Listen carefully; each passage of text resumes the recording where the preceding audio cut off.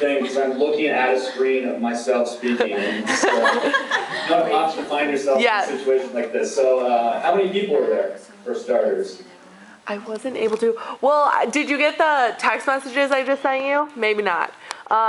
There's 20-some of us. About 30. 30.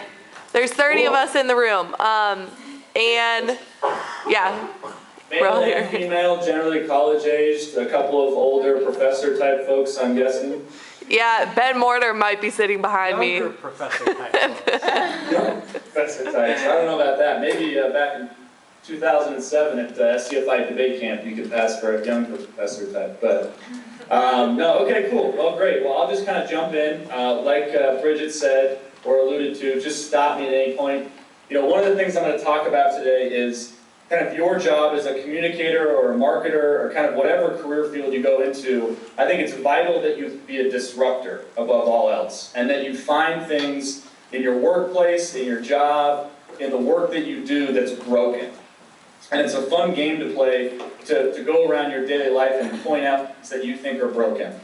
And one of the things that I think is broken that is very apt for this situation is the way speeches are given. I think the whole process and the whole way it works is kind of broken.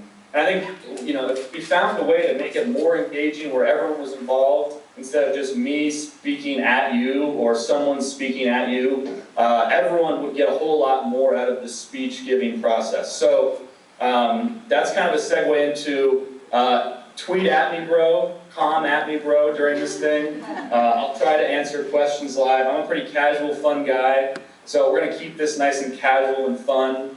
Ask questions, and then, I don't know if everyone there has a piece of paper or pen, but if you don't have Twitter, if you have a piece of paper or pen, this is going to be a whole lot more helpful for you, or I think, I hope. We're all going to be part of an experiment here, because I've never done this on Skype. You probably haven't watched someone on Skype before give a speech, so it's going to be fun. We are fully into 2013 now, I think, we can all say. Don't worry, I tested it out with my golden retriever this week. It works great. But you're better, so. Well, I'll start by kind of just telling you who I am, what my background is. Then we're going to do some calisthenics, and then we're going to get into the actual meat of what I came here to, or what I am talking about today. So, my name is David Marquardt, or Dean Heckman, if you believe the PowerPoint slide that was shown earlier. Sorry, I'm really sorry. It's fine. It's totally fine. But yeah, so my name is Dave Marquardt. That's what most people call me. And I grew up in Salt Lake City, Utah. I'm coming to you live from my mom's house in Salt Lake City, Utah. My internet's kind of shitty, so I came over to her house for this hour. And it is currently 35 degrees here. It has just started snowing. Spring is not here, so I hope it's warmer there, because I'm certainly ready for the warmer weather. I grew up here in Salt Lake. I went to school out at the University of Richmond in Virginia, where I got my undergrad in marketing. Right out of school, I started working for a company called Philip Morris, which sells Marlboro cigarettes, and we'll talk about that in a little bit. And then I worked there for 3.5 years, and then I moved back to Salt Lake City and started my own company. And it is a company called Beehive Sport Social Club. And what we do is organize adult social sports leagues all around the Salt Lake Valley. So things like kickball, dodgeball, sand volleyball, fun stuff that's kind of all geared to be a good social experience where people can meet new friends and have fun and things of that nature. So that's what I've been doing for the last 2 years. It's been going really well. Beyond that, I kind of do a little marketing consulting here and there on a project basis, but Beehive's kind of my baby, and I'm actually working on starting a restaurant later this summer. So that's my kind of the newest big project on my plate. So that's who I am. Before I get into the meat of this thing, I always like to tell groups that I speak to stand up for a second and like move your arms around, wave them around, do a quick jump. So I can't see you, but I'm going to trust that you're standing up right now. Everyone stand, yep. I'll do two. Do some movements. Yeah, okay. go. I always feel like when I speak to people, and this is another thing broken about speeches, is the blood, as you're listening, just starts to pool at your feet slowly. And it leaves your head, and it starts to travel downward to your feet, and all of a sudden your mind is that much less engaged. So now that the blood's moving around in your arms and legs, and more importantly your mind, we can get into the meat of this thing. So when I started thinking about how I wanted to structure this talk, my mind immediately went to kind of what is marketing, what is communication, how is it going to kind of be important in your career, and how is it kind of important to being successful earlier in your career. And what I decided to do is kind of give you 3 different definitions of what marketing is. And we're going to use those definitions. I'm going to go one by one, and I'm just going to kind of riff off each definition for a few minutes at a time, and that'll be the structure of this talk. So, without further ado, the first definition I present to you for marketing is the search for purpose.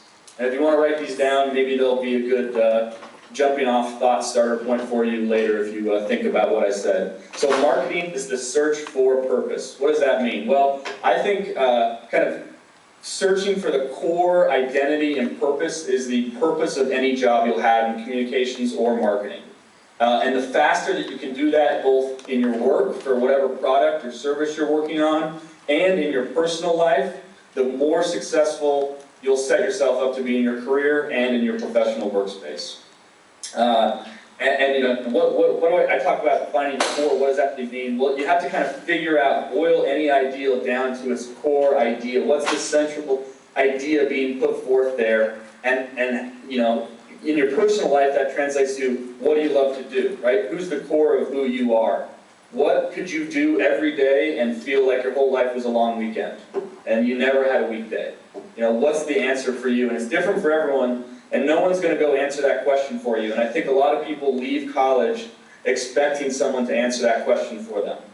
You know, I think anyone who's left college and been successful will tell you, you got to go do that kind of discovery and that exploration yourself.